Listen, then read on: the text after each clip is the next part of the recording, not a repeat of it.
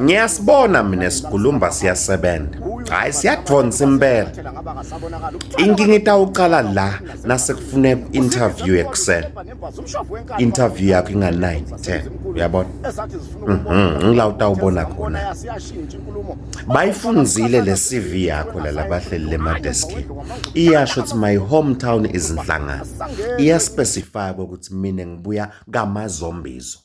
Abakahluphi-ke nekuboka ukuthi Zombizo nakunywa ngadlovu ngakuphi. Uyabona? Ngila utawubona khona-ke ukuthi kuyahlwa nasemini. Yebo. Kusho umuntu lotalelwe lapha eDalrich emva kwaleyo interview. Asimsefe sisi utaba ufika late. Asimsefe. Kusho umuntu longadi ukuthi uma lina litulu liye libanga elidzaka lelifana njenganalese silibonela. Yebo. You know nje wathi ukuthi no when it's raining you just get into the car and then it's safer that way. You just drive smoothly like this. Kunetindzawo leti kanje. Akadi yena lo.